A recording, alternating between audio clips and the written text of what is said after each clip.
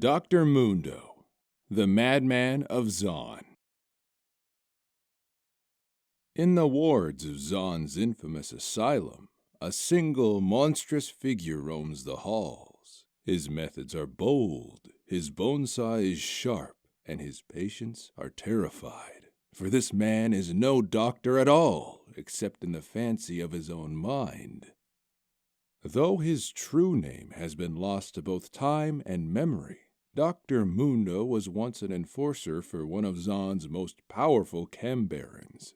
Known for his boisterous affability, he was remarkably good-natured for a man who made his living off physical intimidation. He was always quick with a familiar nickname and a friendly clap on the back, and often blissfully unaware of the toes he was stepping on. It wasn't long before he had stepped firmly on the toes of his boss.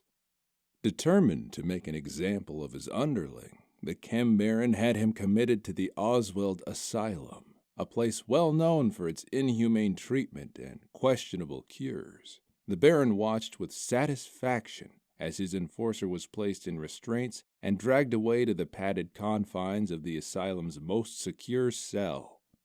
As months went by, the enforcer suffered unspeakable horrors at the hands of his supposed caregivers. Experimental treatments were rendered without concern for the patient's well-being.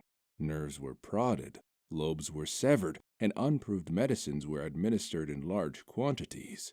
The enforcer began to change, his large frame gaining more muscle by the day. His brain, however, suffered a far worse fate. As he lost all memory of his past life, the enforcer struggled to make sense of the cruel world around him. He looked down at his old restraining jacket. It almost resembled the white coats of the medical professionals that surrounded him. Misreading the words on his own uniform, he began to assume a new name and new profession for himself. I must be a doctor too. Why else would I be in this wretched asylum, he reasoned. And all these other people must be my patients. At last, the day came when the chem baron arrived to discharge his enforcer from the asylum. To his surprise, there was no one to greet him in the lobby. The halls were empty and dead silent, save for the faint, incoherent babbling of a deranged patient in a room at the end of the hallway. The baron entered the room to a horrifying sight. Scattered across the floor were countless bodies, staff and patients alike, dismembered beyond recognition. Standing above them, a hulking purple monstrosity, blathered unintelligibly as a large blue tongue lolled out of the side of its gaping mouth. Muscles bulged grotesquely beneath its undersized garments, and its fist tightened around the handle of a surgical saw. The baron turned pale as his gaze found the face of the monster, and recognized it as his old enforcer.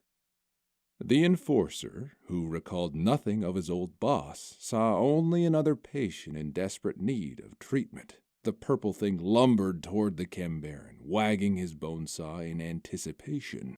The baron drew his chemtech pistol and fired. The shot tore through the looming mass in front of him, staggering the monster. But only for a brief moment.